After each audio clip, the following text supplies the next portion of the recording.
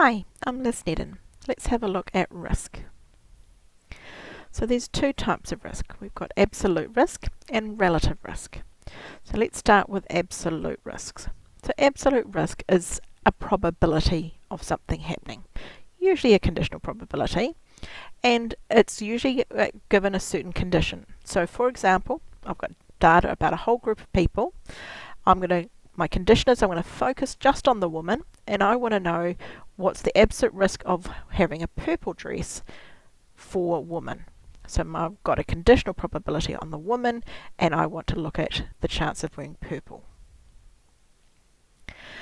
When I talk about a relative risk, this is now when I want to compare a group of people with another group. So I might have two groups that I do here. One group of people who receive a new drug, compared with a group of people who don't get that new drug. And I would want to look at how many from the people that get the new drug, how many of those people get well. And I want to compare that to those in the group that don't get the drug and how many get well. So I'm going to usually do a conditional probability divided by a conditional probability because I'm comparing the risk of these events. So when we come to interpret the relative risk, we need to think about what does it mean. If I think about it as a fraction, so fraction number divided by number, if those two numbers are the same, for example 2 divided by 2, that would give us a value of 1. So we always want to compare to a relative risk of 1. So if I get a relative risk value of 1, that means that those two probabilities are the same. They are equally likely.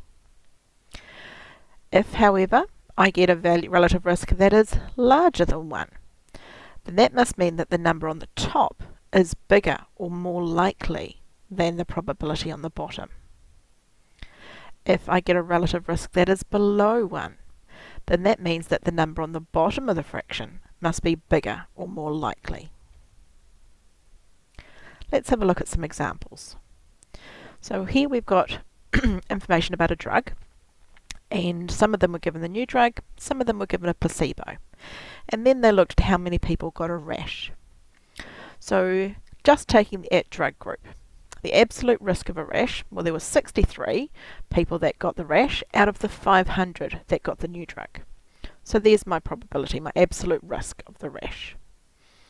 If I look at the placebo group, well, there are 18 that got a rash out of the 500 that had the placebo. So that gives me an absolute risk for rash for the placebo group of 18 out of 500. If I now want to go on to find the relative risk, I want to compare the relative risk for the drug group excuse me, with the placebo. So I'm comparing these two, so I need to turn them into a ratio. Now just before I do that, I'm going to make life a little bit easier for myself, and I'm going to turn those into decimals. And because they round nicely, I'll be okay.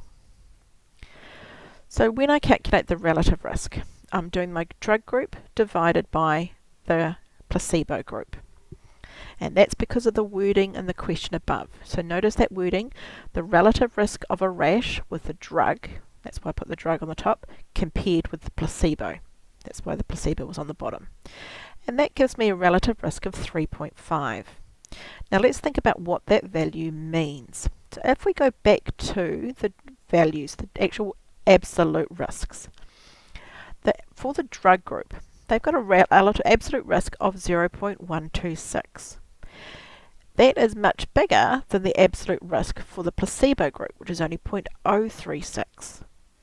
So when we've turned this into a ratio, into a fraction, we've got the number on top is much bigger than the number on the bottom.